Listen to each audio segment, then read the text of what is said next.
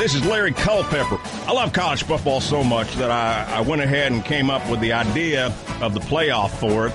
And the only way I can get ready for each and every Saturday of college football is by listening to the Championship Drive podcast.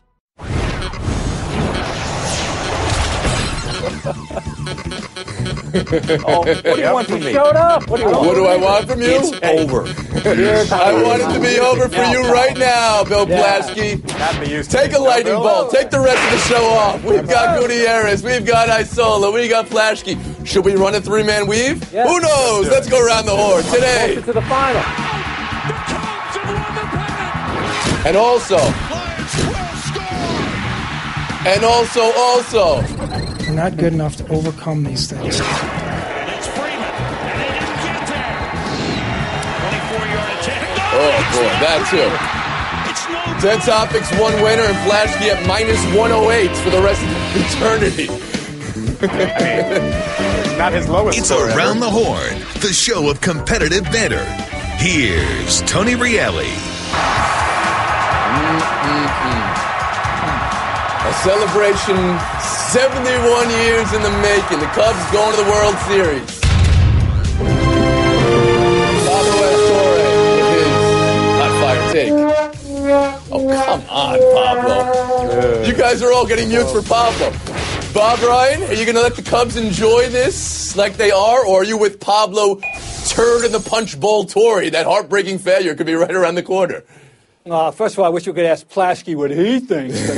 He's gone forever. Okay, look, the problem is the Cubs fans are not schooled in history enough. They haven't been through this. They're going to find out they're going to want to win that World Series. Since they won in 45, won the pennant, the Red Sox won 4 times and lost 4 seventh games before they finally broke through in 2004. And each one told a story. Each one was painful in its own way. And each one left people very unhappy over the long winter and the long season that followed. And they were going to, it even includes the year they beat the Yankees coming from down 0-3, when some people said, well, that's enough to beat the Yankees. No, it wasn't. You need to win 11, not 7, and they're not going to be fully satisfied unless they beat the Indians. I'm telling you right now.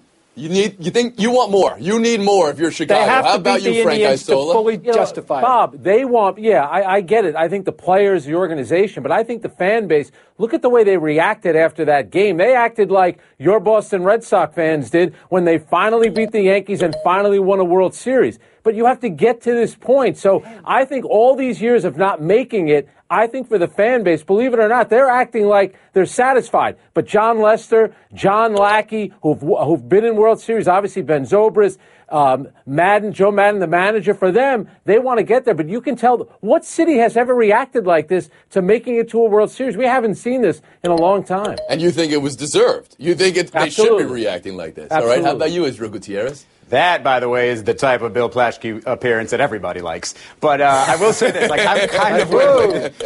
I'm kind of with Frank here, and not just that you reached this point and that's the accomplishment and you're good, but you sort of broke through that first wall. You've gotten to a place that you haven't been in 40 plus years, and so you want to win it. You feel like you're the best team in baseball, and you probably should win it. But it's not as if this is a one chance type of deal. I know it's very difficult to get to the World Series, obviously, based on these 2 teams and winning it. But you're getting there. You realize that the process is working. You have young talent. You have a loading pitching staff. You could get back there again and win it like Kansas City did. So I don't think it's all or nothing right now for the Okay, you don't think it's all or nothing. Well. Look at this. We got somebody else on the show today. Jay Adonde joining us. You got your mic on, Jay? You ready? We're doing the Cubs story. You didn't hear any of this. So the Cubs, I'm not sure if you heard, they're going to the World Series for the first time in 71 years. They could celebrate like they did, right? Absolutely, and I was there at Wrigley Field on Saturday when they clinched the pennant. And unlike Plaschke, I was not sitting in the press box eating my words, but I was specifically looking for people with white hair, the ones who've been waiting a long time for this, and they were jubilant. They sold out of these World Series hats, the locker room caps, within an hour after the game. They were sold out this morning at stores around Chicago. People here are ecstatic that they're getting the chance to see their team play in the World Series. It's not about winning the World Series, just the chance to play in the World Series. There's an elder general walking around about an hour after the game. He had his hat on sideways like this saying, we're going to the World Series. We're going to the World Series. He could not believe that he was going to see the Cubs play a World Series game in Wrigley Field, which hasn't happened since 1945. And I don't think they'll be let down if they don't actually win it. You don't think? Okay. Isola, do you want to answer that question? Yeah. There was another old guy walking around Chicago saying, I can't believe they made it. That would be Bill Plaschke. But as Bob knows, if you go back to 86 and the Red Sox didn't make it, that major disappointment when they finally won. Remember hearing all the stories about children going to visit their grandparents' gravesite, their grandparents' gravesite, how emotional they were because they had been through a lot of the heartache. Really, for the Cub fans, yeah, there's been heartache, but never at this level for a majority of them. So I think it's a different experience. To me, it's not win or else. Bob, last word. But that all those things that you just alluded to, Frank, are after winning the World Series, hoisting the championship flag for the first time in this case since 1918. Oh, by the way, beating the Cubs in 1918. But that's about the World Series. About Boston again. We're going to mute you for this. We're going to move on here because we've had a horn. We're going to talk some football now. Seahawks 6, Cardinals 6. It was the best of ties. It was the blurst of ties. Sweet release of that final whistle. Israel. Bad for the Cardinals, bad for the Seahawks, bad for those kickers, bad for the NFL, bad for everybody with eyes. Please, take it.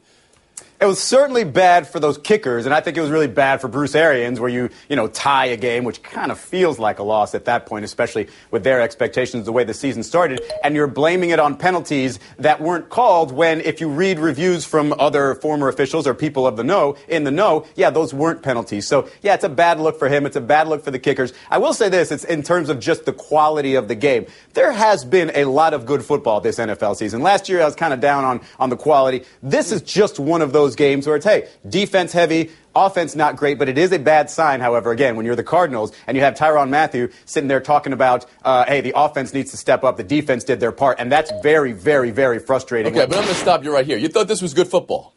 Isola, do you agree with Gutierrez? No, I thought it was absolutely dreadful, and I stayed up for some reason until the bitter end watching it. Now, when it got to overtime, it was compelling because how much of a freak show it became with 2 field goal kickers missing chip shots. But this is the problem you get when you change the overtime rule to allow both teams to have the ball. Because remember, the game would have been over on that first field goal. Instead, both teams keep getting the ball back, and it was a disaster right from there. Here's the thing. Go back to Arizona, week 1. Remember, they had a chance to beat New England on a Sunday night with a field goal attempt. This team is going right down the toilet, and all of America is seeing it on Sunday night, except not as many people as in previous years watching it. Bob Ryan. That makes sense. Any close game in any sport has inherent drama. So in that case, I can understand someone saying it was exciting and it was worth watching. However, in my opinion, it was a metaphor for a dreadfully boring NFL season. I looked at the roster of games for this weekend, and I said there isn't a compelling matchup. You really have to work hard to sell any neutral on wanting to move heaven and earth to see any game that was scheduled this weekend. There wasn't one compelling matchup. It was 4-2 versus 2-4 and 3-3, and nobody's having a great season. There isn't a great team in football, believe me, including the one that's not far from me. And this was a metaphor for an entire dreadful NFL season. That's what it was. Donda, you agree with Bob there?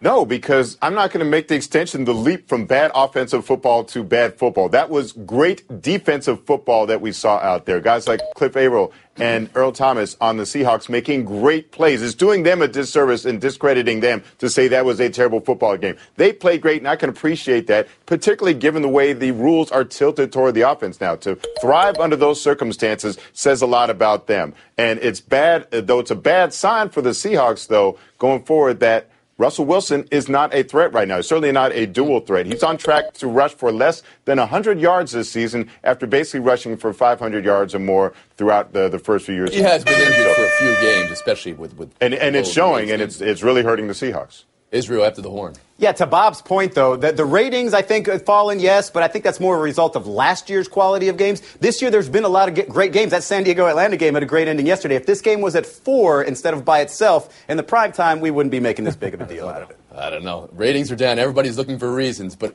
it could be protests. It could be political campaigns. But when you look at a game like last night and it finishes 6-6, not going to help. 4.5 hours later, it's not going to help. We'll move on. Eagles 21, Vikings 10. Roll it. Embarrassing, really, is the word. We were soft. We have to stay away from negative plays, okay, offensively. We're not good enough to overcome these things. 2 weeks ago, we heard Mike Zimmer telling us his Vikings were special. Frank, are you as down as Zimmer is here with the, as of 24 hours ago, undefeated Minnesota Vikings? And were they exposed? Well, I think he's setting the right tone because if you want to be a Super Bowl team, you lose your first game of the season and everyone's going to buy into the excuses. Well, we were going to lose at some point. It's on the road. This is right out of the Bill Parcells school of thinking, and he is a Bill Parcells disciple. The thing that would concern you, though, Sam Bradford in this game, and I get it, he was back in Philadelphia, but he was pressured on 17 of his dropbacks. He came into the game with no turnovers. He had 3 in that game. So yesterday in Philadelphia, he went back to being Sam Bradford in Philadelphia. Bob Ryan? Well, either they were exposed or it was a bad day at the office. I'm going to lean toward the latter. I just want to see more. I'm not convinced that this means that they're a complete fraud. What I do think is that it's a very weak conference, and I do think that some one-eyed man is going to become king of this land of the blind, and we don't know who it's going to be, and I never was certain it was going to be Minnesota to start with. I just think that we have to give them a mulligan. I really do. Now, I understand there's always the skepticism about Bradford anyway, and I think he's earned the benefit of our doubt based on the way he's played up to this game. I want to see more before I say, okay, they were totally exposed. How about you, Jay? You think Minnesota was exposed yesterday? We did see some flaws, namely that they don't have big playmaking ability, and I think they're going to be in real trouble if they fall behind. They have to play almost mistake-free football, let the defense put them in position to win. This is not a team that's going to blow you away offensively. And I think the Eagles showed a template for the rest of the league. Pressure Bradford. He's not going to be able to beat you over the top. He can't turn around and hand the ball off to anyone that can break off a big game from the running back position. And the turnovers and penalties killed them. They were not able to overcome it. If this team falls behind by 10 in a playoff game or an important game down the stretch, they're in real trouble. Gutierrez.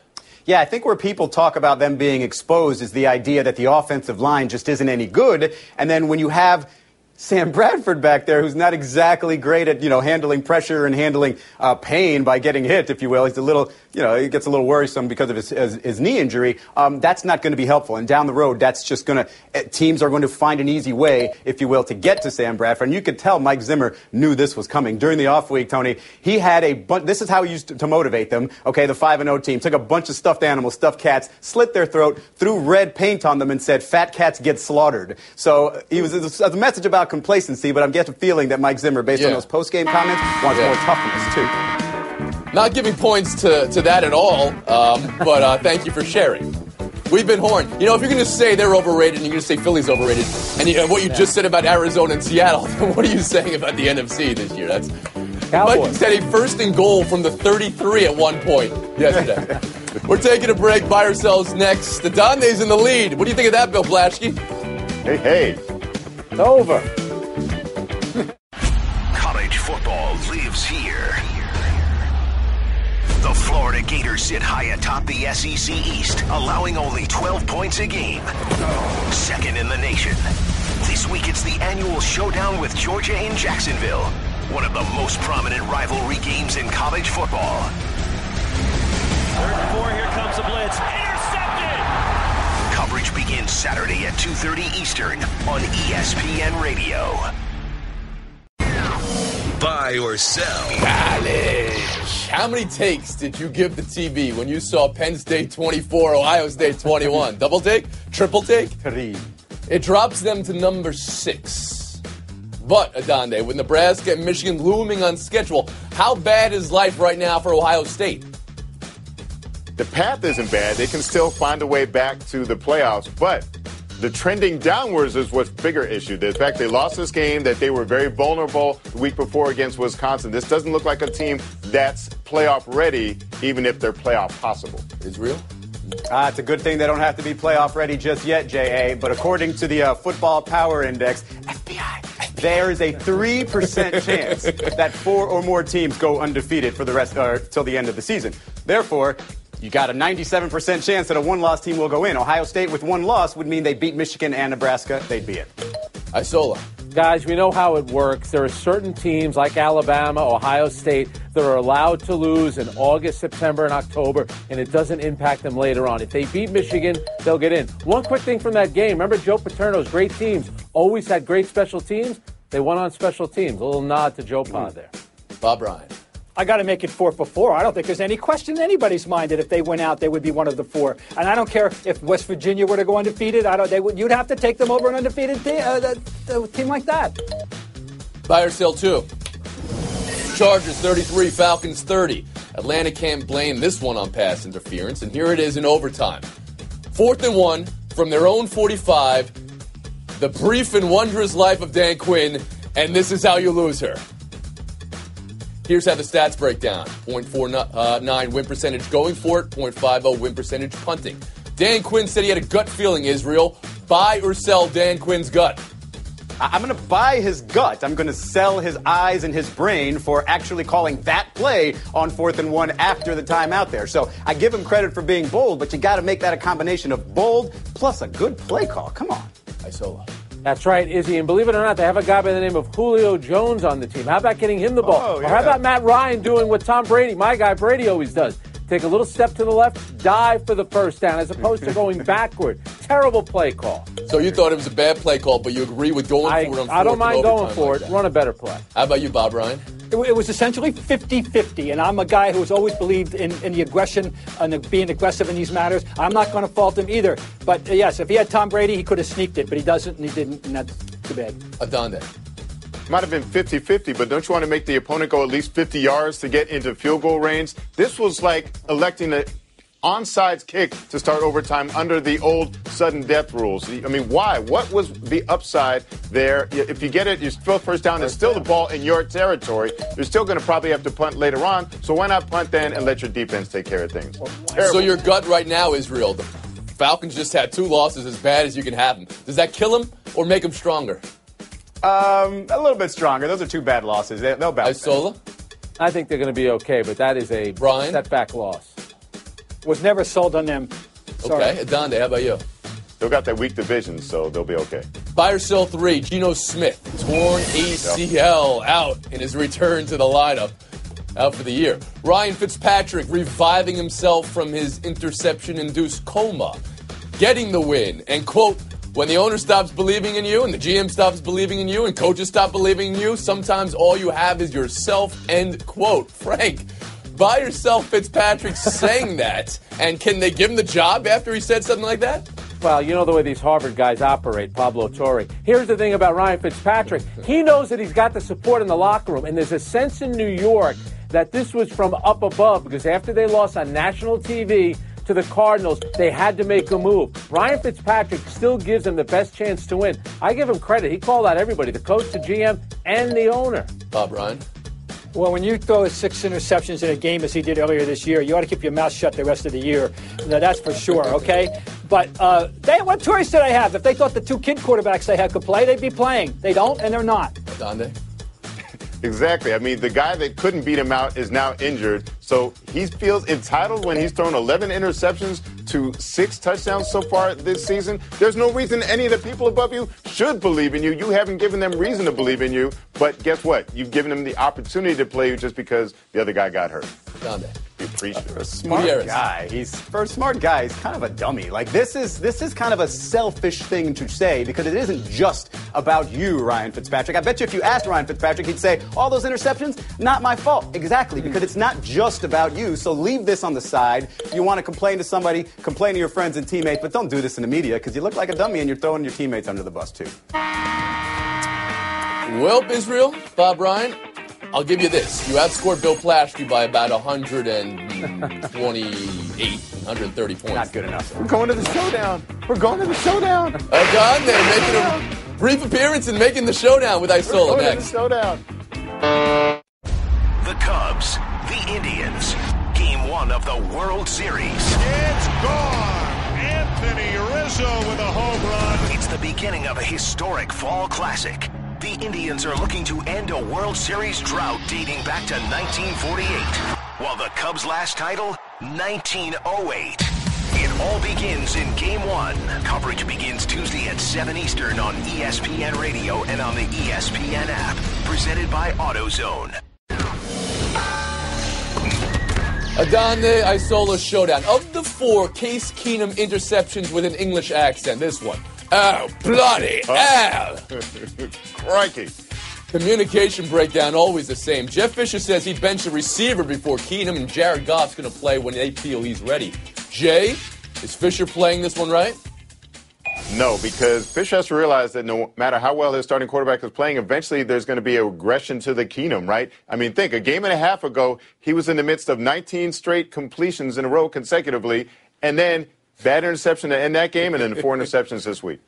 Tony, the Brits were saying he's lacking quality and he was bloody awful. But at some point, there has to be a plan to get the number 1 pick into the lineup. You want to do that in Week 10? Fine. There has to be a plan to play. Righto. Point. Isola. Showdown 2. What? Snatching victory from the jaws of defeat a minute after they snatched defeat from the jaws of victory, the Detroit Lions, winning 3 in a row consecutively in the last minute after losing 3 straight in a row. Is this the year of the Lion, Frank? Speaking of quality, that was great by Matthew Stafford, who has 24 game-winning drives in the fourth quarter overtime. But what does that tell you? They're always trailing in the fourth quarter. Here's the thing. You know, you look at the division they're in with Aaron Rodgers, I still don't buy into the Detroit Lions. Just not yet. Getting there, though. Exactly. We've seen this happen many times before from Stafford. He is really good in the fourth quarter. His other 3 quarters, not so much. So we've seen them kind of rally from behind. We haven't seen it lead to anything yet, have we? Okay, so both of you say it's nothing. Neither of you are getting a point. We're going to have to see Adane rally from behind here. Showdown 3, A.J. Green's back to himself in the Hail Mary. How about that? Versus Bobby Wagner's leap over the line to block the kick. Versus Ajayi's 200-plus game again. Versus Landon Collins, who took a tour of the English countryside through towns like Flushing Shank and Flingenhoe for a pence 6. Jay, what was the best individual effort?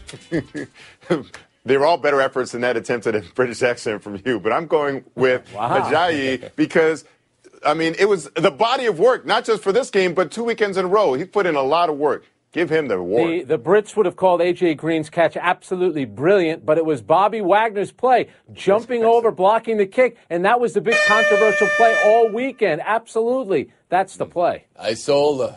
FaceTime.